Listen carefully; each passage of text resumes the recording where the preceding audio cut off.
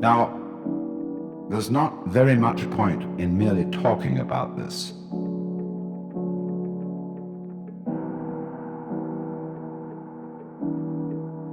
So, this is one activity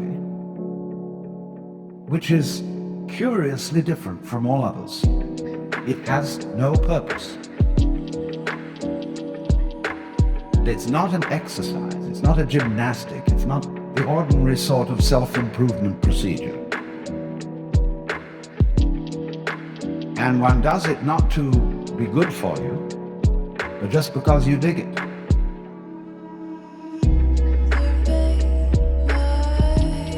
It's rather like music or dancing in that respect.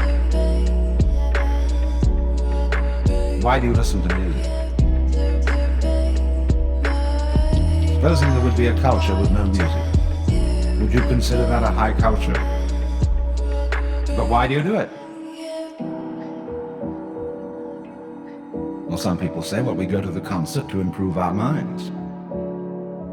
Well, if you do it that, you're not listening. As you see, music is peculiar in that it is a marvelous pattern of sounds that doesn't mean anything. Now, great music doesn't mean anything except itself. It isn't going anywhere. Otherwise, the fastest orchestras would be considered the best.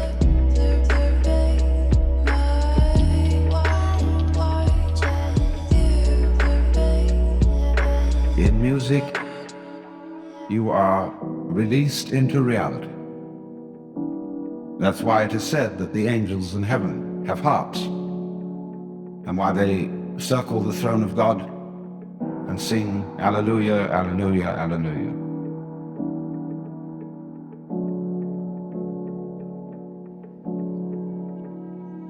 You don't think of the meaning of it, you see, because you can't think of the meaning of God. What does God mean? What does a tree mean? What does a cloud mean? What does a fern mean? What's it all about?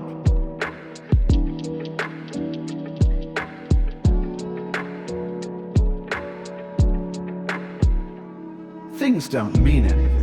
Birds don't mean anything. Trees don't mean anything. Words mean something, yes, because they point to something beyond themselves. They're signs. But if you take words too seriously, you're like a person who climbs a signpost instead of going where it points.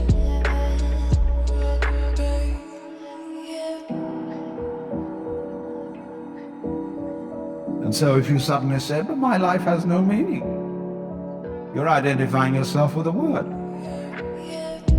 That's what we do. Can you point to the division between my 5 fingers? Can you, in other words, touch the difference between them? Can't be done. Because the difference is conceptual. True. They can all move independently, but only because they are one with the body, and the body is one with its environment. You cannot separate those. Like bees and flowers. Where there are no flowers, there are no bees. Where there are no bees, there are no flowers. They look very different, but they are essentially one organism.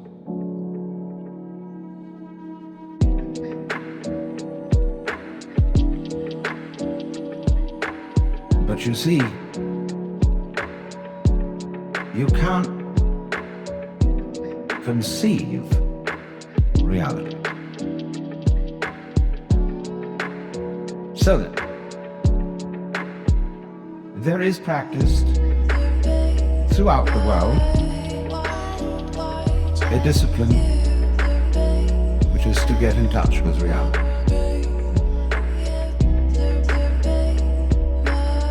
And it means, very simply, to stop thinking. Temporarily. Not again that thinking is something bad,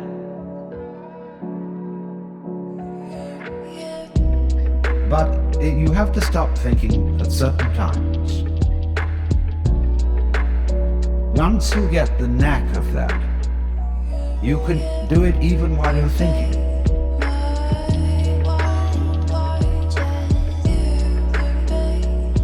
We pause for a moment of silence. I don't mean that kind of grim silence which one observes when somebody says, such and such a famous person has just died and we'll observe a moment of silence in his honor. And everybody frowns and thinks very serious thoughts. That's not silence at all. I mean real silence, in which we stop thinking and experience reality as reality is. Because after all, if I talk all the time, I can't hear what anyone else has to say. And if I think all the time, and by that I mean specifically talking to yourself subvocally inside your skull. If I think all the time, I have nothing to think about except thoughts. And so I'm never in touch with the real world. Now, what is the real world?